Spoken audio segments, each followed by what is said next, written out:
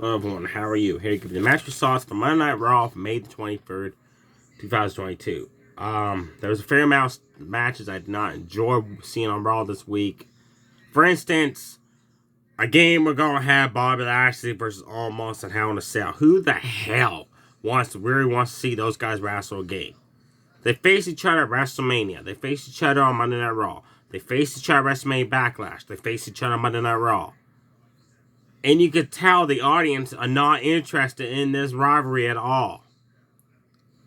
So, let's do it again. That makes perfect sense. Bobby Lashley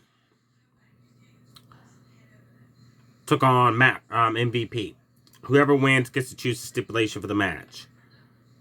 MVP hit a nice drive-by kick in the corner, and then Bobby Lashley delivered the weakest looking pay dirt I ever saw in my life. Shelton Benjamin does an awesome, better pay dirt than Bobby Lashley. That is for dang sure. And Lashley cannot speak on the mic. He needs a mouthpiece. Like, him on the mic is terrible. It's like listening to somebody scratching the fingernails on a chalkboard. Oh, it's bad. Anyways, Bobby Lashley closed on MVP outside the ring, threw him into the ring post. Omos came out to Lashley. MVP got in the ring and won by countout. I do not care what the stipulation is. I don't care if it's inside Hell in a Cell. I don't care if it's a handicap match. I am not excited to see them fight each other again. No matter what the hell you put on for a stipulation, folks, in WWE management. 3 weeks in a row, we had Becky Lynch versus Asuka. And this was also a game 3 weeks in a row, a main event in a row. What I didn't like what this was, not only was it 3 weeks in a row of the same matches, the same people, but it was the number one contenders match again. Asuka beat Becky last week to become number one contenders. So the whole plan was for them to do a triple threat. Just had a triple threat. Or had no winner last week to make it a triple threat. They did not need to have a rematch. Asuka applied Becky's Disarmer. Becky, of course, that's her finisher. She knows how to get out of it. She got out of it just like that.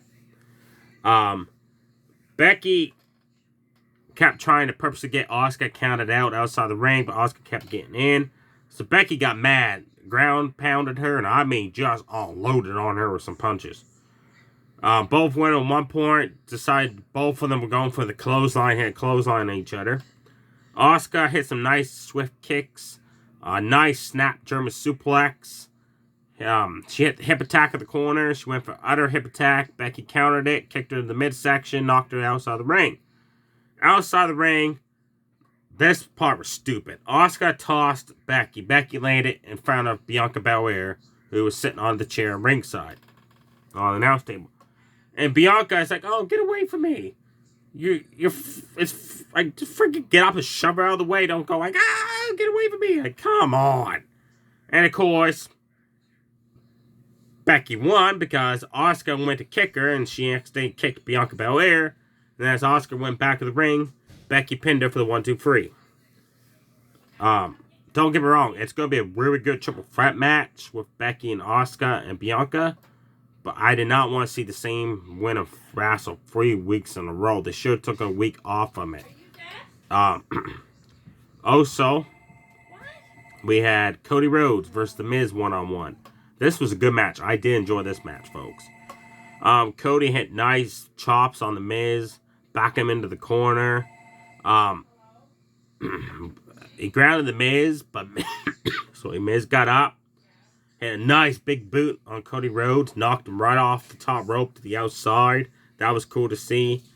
Miz applied the figure four on Cody. All of a sudden, Seth Rollins interfered. So Cody Rhodes won by disqualification. After the match, Seth and Cody beat up Cody Rhodes. And that was it. Definitely check that match out between Cody and The Miz. I just wish it went a lot longer than it did. Also on Raw, Alexa Bliss took on Nikki Cross one-on-one. Both women exchanged Andre takedowns. Alexa slapped Nikki, knocked her right down. Nikki applied an arm hold into a headlock. Alexa got free with elbows to the gut and a jawbreaker. Nikki went for a superplex off the top rope. Alexa countered it, knocked her off, and hit Twisted Bliss for the 1-2-3. Not very exciting match. Slow paced.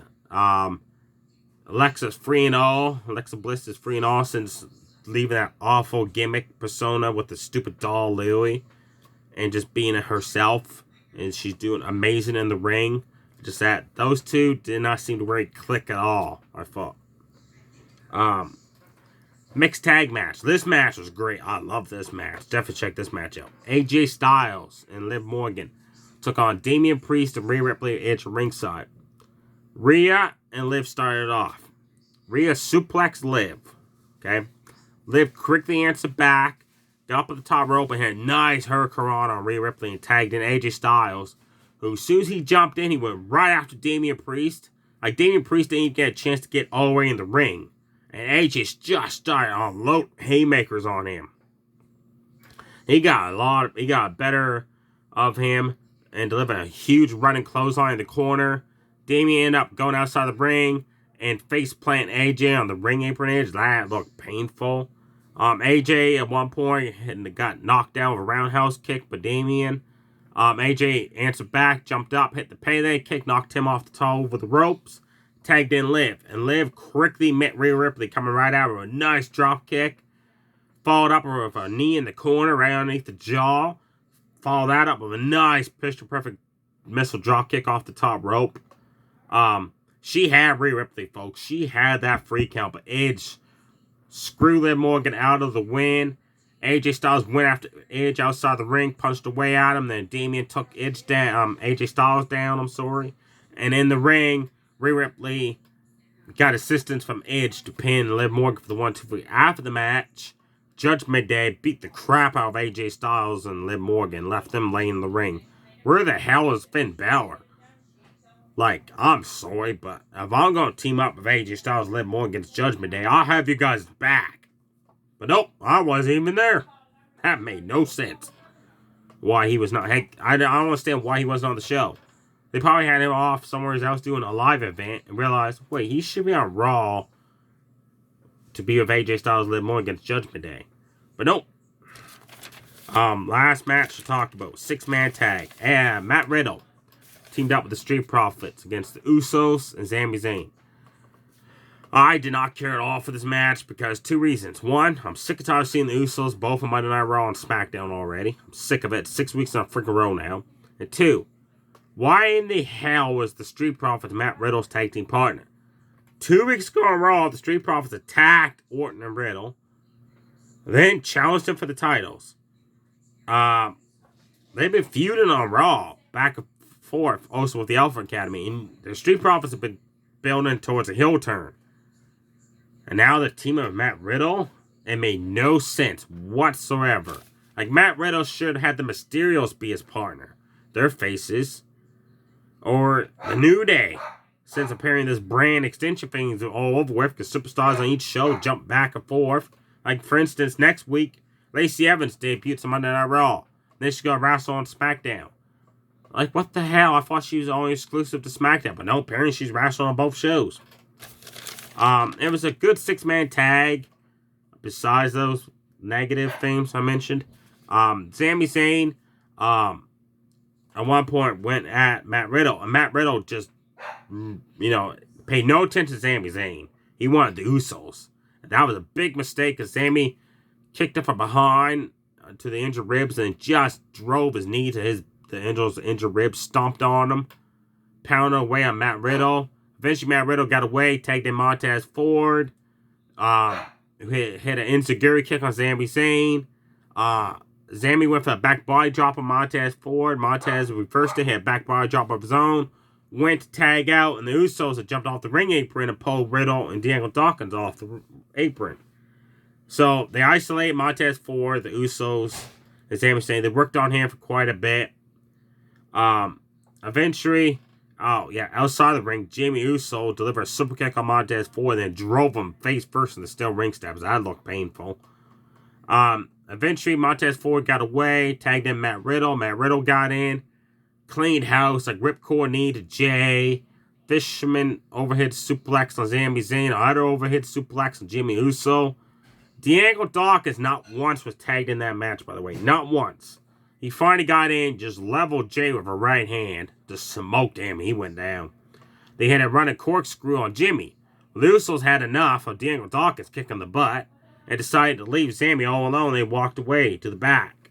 And that allowed Sammy to turn around and Matt Riddle RKO'd him for the 1-2-3. There you have it, folks. Definitely check out the 6-man tag of Riddle, the Profits versus the Usos. Sami Zayn was still a good match. Just like I said, it makes sense why the Profits were Riddle's partner. I'm sick of seeing the Usos.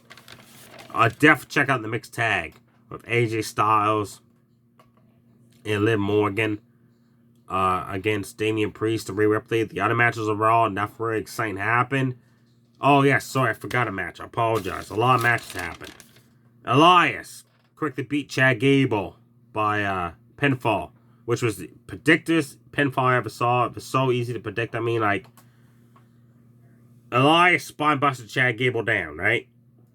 And then the referee dealt with Otis and Kevin Owens and sent them to the back. And as he was doing that, Chad Gable just slowly walks around, looks at Elias, and sure enough, he goes go to do something. Elias rose him up for the 1-2-3. It was so easy to tell how the outcome of that match was going to happen. That I did not like at all. Last week, Elias Chad Gable put on one heck of a match. This week, just that bell rang, it was getting good. I'm like, oh yeah, it's going to be a very good match. And then it just ended like that, very short. There you have it, folks. Stay safe, everybody. Too sweet, bye.